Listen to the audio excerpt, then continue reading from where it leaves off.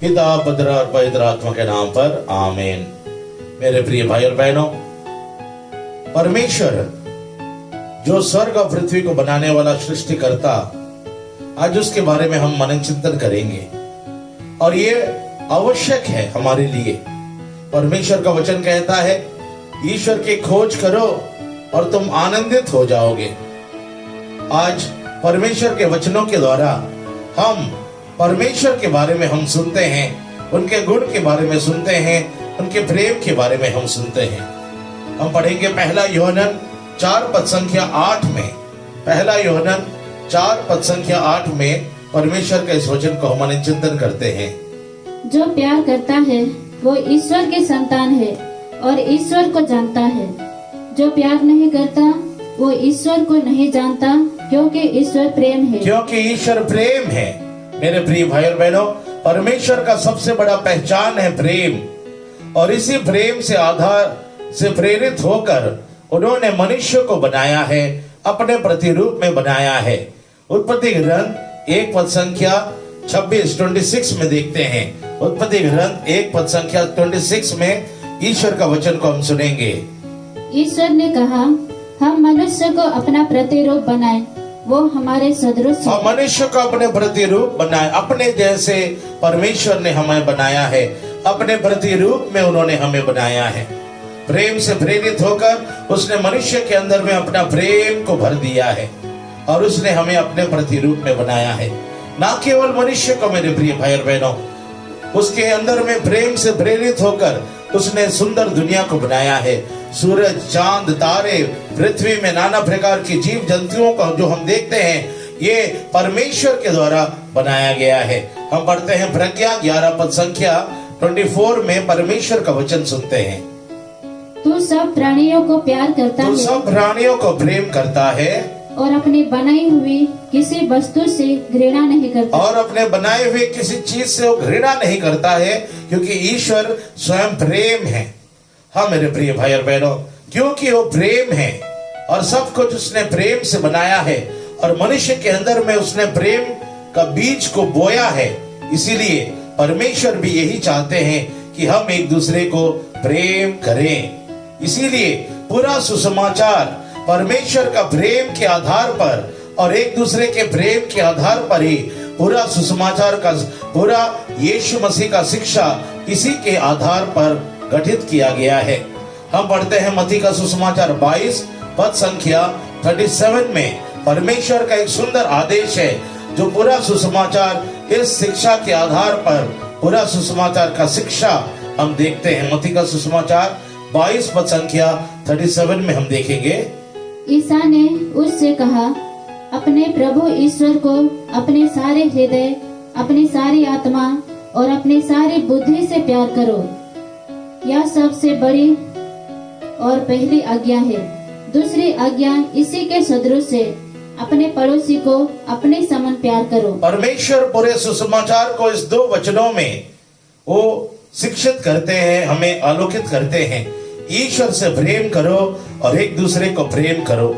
हाँ मेरे प्रिय भाई और बहनों, जो परमेश्वर स्वर्ग और पृथ्वी को बनाया है और जो परमेश्वर मनुष्य को इतना प्रेम किया है और जिसने मनुष्य का रूप धारण करके इस पृथ्वी में आए, जिनका नाम है प्रभु यीशु मसीह, उन्होंने एक सुंदर शिक्षा दिया, ईश्वर से प्रेम करो और एक दूसरे को प्रेम करो। मेरे प्रिय भाई और बहनों, इसी में प्रभु यीशु मसीह का पूरा शिक्षा बना हुआ है और इसी में उसकी शिक्षा आधारित है। आत्मिक जीवन का सबसे बड़ा केंद्र बिंदु है प्रेम। जहाँ पे प्रेम है वहां पे परमेश्वर है, जहाँ पे प्रेम नहीं है वहां पे ईश्वर नहीं है। हम पढ़ते हैं पहला यूहन्ना 3 पद संख्या 10 में भी हम ईश्वर का वचन को हम सुनेंगे। पहला यूहन्ना 3 पद संख्या 10। ईश्वर की संतान और शैतान की संतान की पहचान यह है, जो धर्माचरण नहीं करता वो ईश्वर की संतान नहीं है, और वो भी नहीं जो अपने भाई को प्यार नहीं करता। जो अपने भाई को प्यार नहीं करता है वो ईश्वर का संतान नहीं हो सकता है। पहला यूहन्ना 3:10 कहता है, ईश्वर का संतान इसी से पहचाना जाता है, वो धर्म का मार्ग पर चलता है और एक दूसरे को प्रेम करता है। और शैतान के संतान का पहचान यही है, वे धर्म के रास्ता पर नहीं चलेंगे और दूसरों को नफरत करेंगे और एक दूसरे की हत्या करेंगे।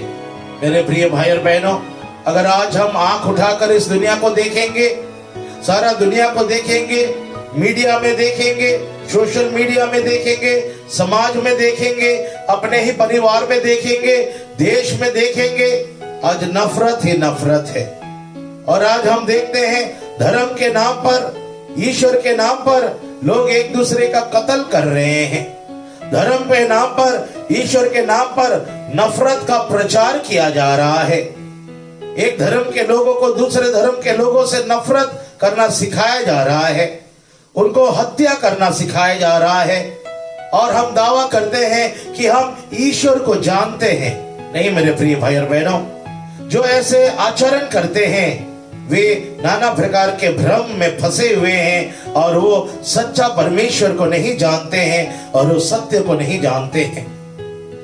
जो सच्चा परमेश्वर को जानते हैं वो ईश्वर को प्रेम करते हैं और एक दूसरे को भी प्रेम करते हैं, किसी को आंच नहीं पहुंचाते हैं, क्योंकि ईश्वर प्रेम है। हाँ मेरे प्रिय भाई और बहनों, और इसी प्रेम से प्रेरित होकर परमेश्वर ने स्वयं मनुष्य बन के आए इस पृथ्वी में सबों को बचाने के लिए, और उन्होंने शिक्षा दिया ईश्वर से प्रेम करो और एक दूसरे से प्रेम करो। जिधर प्रेम है वहां पे परमेश्वर है, जिधर नफरत है वहां पे ईश्वर निवास नहीं करते हैं। मेरे प्रिय भाई और बहनों, इसी के आधार पर पूरा सुसमाचार का शिक्षा हमें देखने के लिए और सुनने के लिए मिलता है, और वह है प्रेम का शिक्षा। हम पढ़ेंगे पहला कोरिन्थियंस 13 पद संख्या 1 में, पहला कोरिन्थियंस 13 पद संख्या 1 में भी हम प्रभु का वचन को सुनेंगे। मैं भले ही मनुष्य तथा स्वर्गदूतों की सब भाषाएं बोलूं, किंतु यदि मुझ में प्रेम का अभाव है तो मैं खनखनाता घड़ियाल या झनझनाती झांझ मात्र हूँ। तो संत पौल लिखते हैं, अगर मेरे अंदर में प्रेम नहीं है तो मैं एक छनछनाते घघरा की तरह हूँ। अगर मेरे अंदर में प्रेम नहीं है तो मेरे अंदर में कुछ भी नहीं है, मैं कुछ भी नहीं हूँ। हाँ मेरे प्रिय भाई और बहनों, जहाँ पे प्रेम का कमी होता है, ईश्वर के प्रति प्रेम और एक दूसरे के प्रति प्रेम, वहां पे हम नाना प्रकार के कमी घटियों को अनुभव करते हैं। हम वहां पे अशांति को अनुभव करते हैं। हम देखते हैं वहां पे नाना प्रकार के आर्थिक समस्याएं आते हैं। हम देखते हैं वहां पे लोग अशांत का जीवन जीते हैं और बहुत सारे कमी घटियां हम वहां पे देखते हैं। जहां पे प्रेम है वहां पे ईश्वर आशीर्वाद बरसाते हैं। हम पढ़ेंगे स्तोत्र ग्रंथ 133 पद संख्या 1 और 2 में हम प्रभु का वचन सुनते हैं। स्तोत्र ग्रंथ 133 पद संख्या 1 और 2। ओ भाइयों का एक साथ रहना, भाइयों का एक साथ रहना कितना भला है, कितना सुंदर और भला है। कि प्रभु का दृष्टि, प्रभु का वचन कहता है भाइयों का एक साथ रहना। आज हम पड़ोसियों के साथ, समाज में, अपने ही परिवार में, देश में, जहाँ पे हम मेल प्रेम में रहेंगे, ये परमेश्वर को अच्छा लगता है। ये परमेश्वर का वचन कहता है और वहां पे परमेश्वर का आशीर्वाद उतरता है। आगे पढ़ेंगे। कितना भला है और कितना सुखद, यह सिर पर सुगंधित तेल जैसा है, जो दाढ़ी पर, हारून की दाढ़ी पर उतरता है, जो उसके कुर्ते की गर्दनी तक उतरता है। यह हेर्मोन पर्वत की ओस जैसा है, जो सियोन के पर्वतों पर उतरती है। प्रभु वहाँ अपना आशीर्वाद प्रदान करता है। प्रभु वहाँ पे अपने आशीर्वाद प्रदान करता है। हाँ मेरे प्रिय भाई और बहनों, जहाँ पे भाई भाइयों में प्रेम है, परिवार में पति पत्नी और बच्चों में प्रेम है, समाज में पड़ोसियों के साथ मेल प्रेम है, वहां पे किसी चीज का कमी घटी नहीं होता है। परमेश्वर यीशु मसीह वहां पे आशीर्वाद बरसाते हैं और ये परमेश्वर के दृष्टि में बहुत अच्छा है जहां पे मेल प्रेम रहता है। मेरे प्रिय भाई और बहनों, अगर आप इस प्रवचन को सुन रहे हैं, आप अपने जीवन को देख सकते हैं, अपने परिवार में देख सकते हैं। अगर आपके परिवार में अनबन है, पति पत्नी के बीच में, भाई भाइयों के बीच में अनबन है, या पड़ोसी के साथ अनबन है, आप खुद अनुभव करोगे, आपके मन में नाना प्रकार के अशांतियों को तुम अनुभव करोगे। ना केवल तुम्हारे मन में अशांति होगा, तुम्हारे जीवन में नाना प्रकार के आर्थिक समस्याओं को भी तुम देखने लगोगे। नाना प्रकार के आर्थिक समस्याओं को आप अनुभव करोगे, पैसों का कमी घटी अनुभव करोगे, और आपके शारीरिक जीवन, आपके शरीर में भी आप देखोगे नाना प्रकार के बीमारियों से आप पीड़ित हैं। जहां पे प्रेम का कमी है वहां पे आर्थिक समस्याएं आते हैं, नाना प्रकार के बीमारियां आते हैं। आपके कोई कार्य में ईश्वर का आशीष नहीं रहता है, हर जगह पे आपको असफलता मिलता है और मन में शांति नहीं होता है। जहां पे नफरत होता है वहां पे परमेश्वर का निवास नहीं होता है, और ये सच्चाई है मेरे प्रिय भाई और बहनों। हम फिर से इस वचन को हम सुनते हैं, पहला यूहन्ना 3:11 को भी हम पढ़ेंगे। पहला यूहन्ना 3:11 हम बाइबल में कायन के बारे में हम सुनते हैं। पहला यूहन्ना 3:11 में हम प्रभु का वचन को सुनेंगे। क्योंकि तुमने जो संदेश प्रारंभ से सुना है वो यह है कि हमें एक दूसरे को प्यार करना चाहिए। प्रारंभ से परमेश्वर का शिक्षा है कि हम एक दूसरे के साथ मेल प्रेम से रहें। आगे, हम कैन की तरह नहीं बने, वो दुष्ट की संतान था और उसने अपने भाई की हत्या की। उसने उसकी हत्या क्यों की? क्योंकि उसके अपने कर्म बुरे थे और उसके भाई के कर्म अच्छे। कैन एक व्यक्ति था जो आदम और हेवा के द्वारा उनका संतान इस पृथ्वी में जन्म लिया। कैन अपने भाई से नफरत करता था, घृणा करता था, और जिसके कारण नफरत और गुस्सा के कारण उसने अपने भाई का हत्या कर दिया। फिर हम देखते हैं उत्पत्ति ग्रंथ 4:10 में अगर हम पढ़ेंगे, हम देखते हैं कैन के जीवन में नाना प्रकार के कमी घटी आने लगे। जब वे खेती बाड़ी करते थे वहां पे बारिश नहीं होता था, खेती बाड़ी में कुछ उगता नहीं था, तो हम देखते हैं कैन के जीवन में बहुत सारे कमी घटी आने लगे। उसके ऊपर ईश्वर का अभिशाप आने लगा, क्योंकि वो नफरत का जीवन जीता था, जिसके आधार पर उन्होंने अपने भाई का हत्या कर दिया था। मेरे प्रिय भाई और बहनों, मैं एक ऐसे भाई को भी जानता हूं जो आज प्रभु में जीवन जीते हैं, जो एक जमाने में धर्म के नाम पर लोगों का विरोध करते थे, धर्म के नाम पर एक दूसरे को हत्या करते थे, और वो लोगों को एकजुट करके वे लोगों की हत्या करवाते थे। मेरे प्रिय भाई और बहनों, जब ये व्यक्ति नफरत और आंख में जीवन जीने लगा, लोगों को हत्या करवाने लगा, इसके जीवन में नाना प्रकार के कमी घटी आने लगे।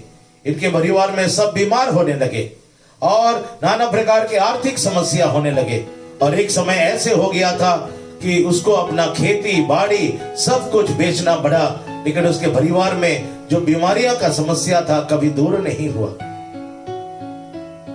लेकिन जब इस व्यक्ति परमेश्वर यीशु मसीह का प्रेम के बारे में उन्होंने सुना, उन्होंने बहुत पछतावा किया, प्रभु से क्षमा मांगा, और प्रभु ने संपूर्ण रूप से उनके परिवार को फिर से चंगा कर दिया और उसको फिर से संपन्न बनाया। हर क्षेत्र में आर्थिक समस्या को दूर कर दिया, परिवार में मेल प्रेम भर दिया और उसके मन में शांति ले आया, और आज वो प्रभु का भक्त है। हाँ मेरे प्रिय भाई और बहनों, जब हम किसी से नफरत करते हैं या हत्या करवाते हैं या करते हैं, हमारे जीवन में ना केवल हमारे जीवन में, हमारे परिवार में बहुत सारे कमी घटियाएं अनुभव करने लगते हैं। इसलिए प्रभु यीशु का वचन कहता है, प्रवक्ता ग्रंथ 25:1, प्रवक्ता ग्रंथ 25:1 में हम देखते हैं, मैं 3 बातें पसंद करता हूँ। प्रभु को 3 बातें पसंद लगता है, अच्छा लगता है। वे प्रभु और मनुष्य को प्रिय है, और प्रभु और मनुष्य को अच्छा लगता है।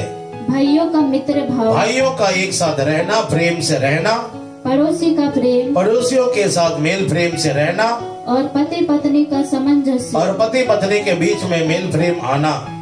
जहाँ पे प्रेम होता है मेरे प्रिय भाई और बहनों, जो भी कार्य हम करते हैं उसमें हम सफलता देखते हैं, उसमें परमेश्वर का आशीष रहता है, हम उन्नति देखते हैं, और हम देखते हैं कि वहां पे मन में शांति रहता है, और सब कुछ जो भी कार्य करते हैं हम फलते हैं और फूलते हैं।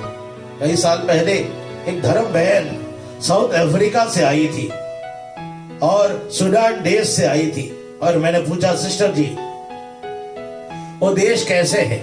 उसने कहा वो देश आज युद्ध सिविल वॉर में बुरी तरह से टूट चुका है। वहां पे नाना प्रकार के आर्थिक समस्याएं हैं, खाने पीने के लिए कमी है, हर समय वहां पे लड़ाई झगड़ा हिंसक, एक धर्म के लोग दूसरे धर्म के लोगों के साथ मारपीट करते हैं, एक जात के लोग दूसरे जात के लोगों को हत्या करते हैं, और यही है इस देश का परिस्थिति। हर समय आर्थिक समस्या होते हैं, हर समय हम देखते हैं कि लोगों के पास खाने पीने के लिए नहीं होता है। तो मेरे प्रिय भाई और बहनों, ये सच्चाई है और ये हकीकत है। जो देश में, जो समाज में, जो परिवार में प्रेम नहीं होता है, वहां पे हर समय नाना प्रकार के कमी घटिया होते हैं। परमेश्वर प्रज्ञा से भरा हुआ है, वो एक आशीष देने वाला परमेश्वर है, और उसने वादा किया है जहां पे जो मेरे शिक्षा पर जीवन जिएंगे चलेंगे, वहां पे मैं आशीर्वाद बरसाऊंगा। हम पढ़ते हैं विधि विवरण 28 पद संख्या 1 में हम देखते हैं, विधि विवरण 28 पद संख्या 1 में हम प्रभु का वचन को सुनेंगे। यदि तुम प्रभु अपने ईश्वर की वाणी पर ध्यान दोगे और उन सब आदेशों का पालन करोगे जिन्हें मैं आज तुमको दे रहा हूँ, तो वो तुम्हें पृथ्वी भर के राष्ट्र से महान बनाएगा। यदि तुम मेरे वचनों को ध्यान दोगे, मेरे शिक्षा के अनुसार चलोगे, तो मैं तुझे महान बनाऊंगा। आगे पढ़ेंगे। यदि तुम प्रभु अपने ईश्वर की वाणी पर ध्यान दोगे तो ये सब वरदान तुमको मिलेंगे, ये सब आशीर्वाद तुम्हारे ऊपर उतरेंगे और तुम्हारा साथ देते रहेंगे। नगर में तुम्हारा कल्याण होगा, गांव शहर में तुम्हारे आशीर्वाद उतरेंगे, और देहात में तुम्हारा कल्याण होगा। तुम्हारी संतान, तुम्हारे बच्चों के ऊपर, तुम्हारी भूमि की उपज, तुम्हारे खेती बाड़ी के ऊपर, तुम्हारे पशुधन, तुम्हारे गायों और भेड़ बकरियों के बच्चों को आशीर्वाद प्राप्त प्रभु ने होगा। हर जगह पर आशीर्वाद बरसाने का वादा किया है। मेरे प्रिय भाई और बहनों, अगर आप गौर करोगे, आपके पुरखे लोग, आपके नाना नानी, ग्रेट ग्रैंडफादर्स लोग के जीवन में देखिए, जब वे लोग जॉइंट फैमिली होकर रहते थे, भाई भाई एक साथ रहते थे, उनकी पत्नियां एक साथ रहते थे, और वे जॉइंट फैमिली में हम देखते हैं किसी चीज का कमी घटी नहीं होता था। परिवार में मेल प्रेम होता था, इसलिए किसी चीज का कमी घटी नहीं होता था। बारिश का कमी नहीं होता था, खाने पीने के लिए कमी नहीं होता था, क्योंकि वहां पे परमेश्वर का आशीर्वाद उतरता था। लेकिन आज हम देखते हैं भाई भाई में झगड़ा होता है, सब अलग अलग हो जाते हैं, माता पिता और बच्चों के बीच में लड़ाई झगड़ा होता है, सब अलग अलग रहने लगते हैं, प्रेम का अभाव है। जहाँ पे प्रेम का अभाव है, आज हर एक परिवार में आपको देखने के लिए मिलेगा आर्थिक समस्याएं हैं, बच्चों के ऊपर ईश्वर का आशीष नहीं है, और जो कुछ हम कार्य करते हैं उसमें असफलता है, और हम देखते हैं नाना प्रकार के बीमारियों से हम पीड़ित हैं। कारण यही है प्रेम का कमी, प्रेम का कमी है हमारे जीवन में। हाँ मेरे प्रिय भाई और बहनों, जिधर प्रेम है वहां पे परमेश्वर का आशीष है। इब्रानी 12 पद संख्या 14 में, इब्रानी 12 पद संख्या 14 में हम प्रभु का वचन को हम सुनेंगे। सबों के साथ शांति बनाए रखे, सबों के साथ शांति बनाए रखे, और पवित्रता की साधना करे, और पवित्रता की साधना करें। हाँ मेरे प्रिय भाई और बहनों, परमेश्वर यही चाहते हैं कि हम सबों के साथ मेल प्रेम से रहें। जहाँ पे हम मेल प्रेम में रहेंगे, परमेश्वर हमारे जीवन में नाना प्रकार के आशीर्वाद बरसाते हैं और चमत्कार दिखाते हैं। हम मूसा नबी के जीवन में हम देखते हैं, प्रवक्ता ग्रंथ 45 पद संख्या 1 में हम देखेंगे, प्रवक्ता ग्रंथ 45 पद संख्या 1 में हम प्रभु का वचन को सुनेंगे। प्रवक्ता ग्रंथ 45 पद संख्या 1। जिनको ईश्वर और मनुष्य का प्रेम प्राप्त था वो मूसा थे, जिनकी स्मृति धन्य है। उसने उन्हें संतों जैसी महिमा प्रदान की और उन्हें महान शत्रुओं के लिए भीषण बनाया। उसने उनके कहने पर तुरंत महान चमत्कार दिखाए। बाइबल कहते हैं मूसा नबी, ईश्वर जो जिस व्यक्ति में परमेश्वर के प्रति प्रेम और मनुष्य के प्रति प्रेम भरा हुआ था, वो मूसा नबी थे। और वचन कहता है उनके एक ही प्रार्थना में प्रभु बड़े बड़े चिन्ह और चमत्कार दिखाते थे। क्योंकि उनके अंदर में प्रेम था और परमेश्वर उनके साथ जुड़ा हुआ था। हाँ मेरे प्रिय भाई और बहनों, अगर आप अपने जीवन में चमत्कार देखना चाहते हैं, अगर आप चाहते हैं कि ईश्वर तुम्हारे जीवन में कार्य करे, आप सबों को क्षमा करें और मेल प्रेम को बनाए रखें, मेल प्रेम को बनाए रखें। इसलिए प्रवक्ता ग्रंथ में परमेश्वर का वचन कहता है, प्रेम और सत्य को अपने दिल से बाहर मत निकालो, प्रेम और सत्य को हर समय अपने साथ इसको जोड़े रखो। हाँ मेरे प्रिय भाई और बहनों, हम मनुष्य हैं, हमारे किसी और के साथ लड़ाई झगड़ा हो सकता है, अनबन हो सकते हैं, लेकिन परमेश्वर ने हमें एक सुंदर शिक्षा दिया, एक दूसरे को माफ करो, एक दूसरे को क्षमा करो और एक दूसरे के लिए प्रार्थना करो। इसलिए हम पढ़ेंगे मत्ती का सुसमाचार 5 पद संख्या 42 में हम देखेंगे। मत्ती का सुसमाचार 5 पद संख्या 42 में हम प्रभु का वचन पढ़ते हैं। जो तुमसे मांगता है उसे दे दो, और जो तुमसे उधार लेना चाहता है उससे मुंह ना मोड़ो। तुम लोगों ने सुना है कि कहा गया है, अपने पड़ोसी से प्रेम करो और अपने बैरी से बैर। परंतु मैं तुमसे कहता हूँ, अपने शत्रुओं से प्रेम करो और जो तुम पर अत्याचार करते हैं उनके लिए प्रार्थना करो। प्रभु कहते हैं अपने पड़ोसी को प्रेम करो और तुम्हारे ऊपर जो अत्याचार करते हैं उनके लिए प्रार्थना करो और उनको प्रेम करो।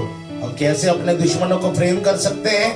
जब हम उनके लिए प्रार्थना करेंगे, जब हम उनके लिए प्रार्थना करेंगे, प्रभु यीशु हमारे दिल में उनके लिए प्रेम का भावना, दया की भावना हमारे दिल में वो जगाएंगे और हम उनको प्रेम कर सकते हैं, उनको माफ कर सकते हैं। और जो हमारे अंदर में नफरत और गुस्सा है उसको प्रभु यीशु स्वयं दूर कर देते हैं और हम फिर से प्रेम में बने रहते हैं। हाँ मेरे प्रिय भाई और बहनों, अगर आज आपके परिवार में पति पत्नी के बीच में अनबन है, अगर आपके परिवार में आप अपने भाई के साथ लड़ाई झगड़ा किए हैं, अपने बच्चों के साथ बातचीत नहीं हो रहा है, अपने रिश्तेदारों के साथ या कि दूसरा धर्म के लोगों के साथ, मेरे प्रिय भाई और बहनों, आप एक बहुत बड़ा गलती कर रहे हैं और आप अपने जीवन में नाना प्रकार के कमी घटी को अनुभव करोगे। आप उनके लिए प्रार्थना करें, परमेश्वर का शिक्षा जो है उसको ग्रहण करें और एक दूसरे को क्षमा करें।